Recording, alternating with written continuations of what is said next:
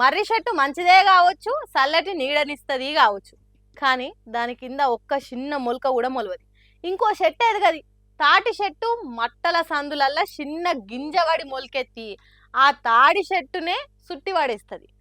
అసోంటి party BJP party అని అంటుర్రు. ఏ రాష్ట్రంలోనైనా ఒక్కసారి అధికారంలోకి వస్తే ఇంకో పార్టీని బతకకుండా చేస్తారని కొంతమంది అంటుర్రు. ఏ గట్లెందుకు అంటున్నారు, వాళ్ళు అనిపిస్తుంది కానీ ఇగో గిట్ల ముచ్చట్లు చూసినప్పుడు నిజమే అనిపిస్తుంది.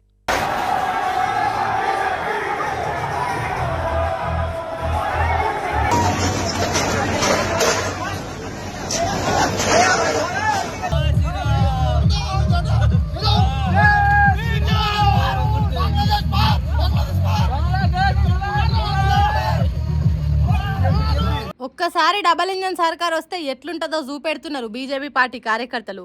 పశ్చిమ బెంగాల్లో పచ్చిగడ్డేస్తే బగ్గుమనేటట్టు చేస్తున్నారు. టీఎంసీ అనే పార్టీ నామరూపాలు లేకుండా చేయాలన్నట్టు రచ్చరచ్చ చేసి రణరంగం చేస్తున్నారు. ఆఫీసులు అలవెట్టుడు, బోర్డు వలగొట్టుడు, గుర్తులను వీకి పాడేసుడు, ఎక్కడ లేని ఈ రంగం చేసిండ్రు. ఇంకోసారి టీఎంసీ జెండా పట్టి తిరగాలనంటే గుండెలల్లా దడబుట్టేటట్టు చేసిండ్రు. కొన్ని దిక్కులలో బుల్డోజర్లు తీసుకొచ్చి ఆఫీసులే కూలగొట్టిండ్రు. ఇది చూస్తున్న పోలీసులు అడ్డుకోవాలి. ప్రజాస్వామ్యంలో గిసోంటి పంచాది ఉండొద్దని అడ్డుకోవాలి. కానీ కరెంటు షాక్ కొట్టిన కాకుల తిరిగా కాకి డ్రెస్సులు ఉన్నోళ్ళు ఉత్త నిలబడి చూసిండ్రు. ఇది చూసిన దేశం పబ్లిక్ ఇదేం అరాచకం, ఇదేం రామరాజ్యం అంటే ఇంత బాగుంటుందా డబల్ ఇంజన్ సర్కార్ వస్తే? ఇంతకంటే దేశానికి అవమానం ఇంకేముంటుంది? ఇదేనా బీజేపీ రాజకీయం? ఇట్లా యేషుడు దేశం కోసం ధర్మం కోసం పనిచేసినట్ట? గూండాల రాజ్యమా లేక ఇది ప్రజాస్వామ్య దేశమా? ప్రపంచ దేశాల ముందు పరువు అయినా పర్వాలేదా? ఎందుకు ఇంతటి ఘోరాలు, ఎందుకు ఈ మంటలు? అంటే బీజేపీ పార్టీ గెలిచిన ప్రతి రాష్ట్రంలో ఇట్లనే ఉంటుందా? త్రిపుర రాష్ట్రంలో గెలిచినప్పుడు కూడా ఇట్లనే చేసిండ్రు. విగ్రహాలు గులగొట్టిండ్రు, ఆఫీసులు వలగొట్టిండ్రు. ఇదేం పద్ధతి మోడీ సారు? మీ తిరగ మీ పార్టీ కార్యకర్తలకు క్రమశిక్షణ ఉండదా? గుత్పలు, కత్తులు, గొడ్డళ్ళు అడ్డం వచ్చిన వాళ్ళని కొట్టుడు తిట్టుడేనా మోడీ సార్ అని అడుగుతున్నారు పబ్లిక్. అయితే ఇంకొందరు మాత్రం ఇది డైవర్షన్ పాలిటిక్స్ కోసం చేస్తున్న అరాచకం తప్ప ఇంకోటి కాదని అంటుర్రు. రీపోలింగ్ కోసం అప్పీల్ చేసుకునే టైం ఒడిచేదాకా ఇట్లా చేయాలని ప్లాన్ ప్రకారం చేస్తున్న లొల్లులటివి. రీపోలింగ్ మీద చర్చలు జరగొద్దు, రీపోలింగ్ అనే మాట ఎత్తొద్దంటే ఇట్లా చెయ్యాలి, హింస రేపితే అంత మంచిదన్నట్టు చేస్తున్నారని అంటుర్రు. అందుకే ఇప్పటి వరకు అడ్డం వచ్చిన 18 మందిని చంపినరట. దేశం కోసం ధర్మం కోసం మన దేశ ప్రజలను చంపుకున్న పర్వాలేదన్నట్టు చేస్తురట. ఎంత మంచిగా ఉన్నదో కదా డబల్ ఇంజన్ సర్కార్ పాలన. ఎక్కడనో జరిగింది కదా అని ఊకుంటే రేపు మన కడ కూడా ఇట్లనే అవుతుంది. రామరాజ్యం పేరుతో రచ్చరచ్చ చేస్తుంటే ఊకోవద్దని అంటుర్రు ప్రజాస్వామ్యం పాఠాలు చెప్పిన పంతుళ్ళు. ఎన్నికల ఫలితాలు వచ్చినాక ఏపీ జనసేన పార్టీ కార్యకర్తలకు మస్తు కోపం వస్తున్నదట. ఫ్రస్ట్రేషన్ ఆపుకోలేక పనులు పటపటపట కొడుకుతుండ్రట. విజయ్ సీఎం కాగలిగినప్పుడు పవన్ కళ్యాణ్ ఎందుకు కాలేడు అనే చర్చ నడిపిస్తురట. అందుకే కొంతమంది పవన్ కళ్యాణ్ ఫ్యాన్స్ ఆవేశం ఆపుకోలేక ఇట్లా వాళ్ళ బాధను ఎల్లగాక్కుతున్నారు. కనీసం కడప జిల్లాకు వచ్చారు, వచ్చిన తర్వాత బీజేపీ మోడీ వచ్చినా గానీ లేదా చంద్రబాబు వచ్చినా గానీ వాళ్ళ కార్యకర్తలతో నాయకులతో మాట్లాడతారు. మీరెందుకు సార్ మమ్మల్ని పక్కన పెట్టుకోరు? పార్టీ ఆఫీస్కి వచ్చి అపాయింట్మెంట్ నాయకులు ఎందుకు కలవరు సార్? మీకు కష్టపడే వాళ్ళు పార్టీకి పనిచేసే వాళ్ళు విజయ్ గారిని చూసి ఏం నేర్చుకోవాలి సార్ మనము? అక్కడ ఏమి తమిళనాడు పాలిటిక్స్ బెటర్ పాలిటిక్స్ కాదు సార్. ఇక్కడ వరస్టే, ఇంకా తమిళనాడు మనకన్నా వరస్ట్.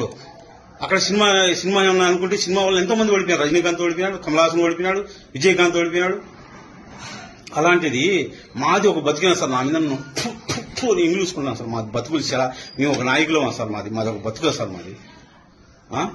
సార్ ఏం సార్ గేటు కాడికి వచ్చి ఆడ పెట్టుకుని లోపల పెట్టుకుని పెద్ద అయ్యల్లా అపాయింట్మెంట్ ఇచ్చేదానికి ఏం సార్ నాయకులు కలిసేదానికి ఏం కలుగుతాం సార్? మేము కడపకు వచ్చి మేము మనుషులం కదా సార్? మేమంటే మీకు ఇల్లు లేదా సార్?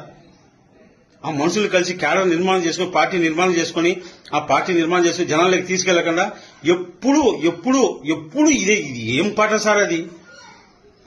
జనాల్లో నమ్మకం పోయింది సార్. ఎవరు బిలీవ్ చేయడం లేదు మనం. ఎవరు బిలీవ్ చేయడం లేదు సార్ మనం. జనాల్లో ఉన్న ఫ్రస్ట్రేషన్ కు ఏదో మీరు ఒక వీరులాగా సూర్యులాగా దిగొచ్చి పేద ప్రజలను ఆడుకుంటారు అనుకున్నారు సార్. కానీ ఎంత దారుణం అయిపోయిందంటే మార్పు కోసం వచ్చినామని చెప్పి, మనం ప్రశ్నించడం కోసం వచ్చినామని చెప్పి ఎంతో మంది యువత మిమ్మల్ని నమ్మి వచ్చినారు సార్. ఒక తరం మేము బానిసత్వంలోకి వెళ్ళిపోయినాం సార్. మీరు సీఎం అయితేనే మా రాష్ట్రానికి సార్. ఈ రోజు కూడా మీకోసం మేము పోరాడుతున్నాం, తిరుగుతున్నాం సార్. ఈ రోజుకన్నా సార్ ఎంతసేపు బీజేపీ టీడీపీ జెండాలు మోసుడైనా ఇంతకు జనసేన పార్టీని ఎందుకోసం పెట్టిండ్రు? సైకిల్ గుర్తు కోసమా, కమలం గుర్తును కాపాడడం కోసమా అన్నట్టు గట్టిగానే అరుచుకుంటున్నాడు. జనసేన పార్టీ అంటే షెయి కోసుకునేంత అభిమానం ఉన్న హరిరాయలనే వీరాభిమాని తన కడుపులున్న ముచ్చట కాదనుకుంటా బయటగక్కిండు. జనసేన పార్టీ పెట్టింది ఎందుకు? కడమ పార్టీల కావలి కాసేతానిక?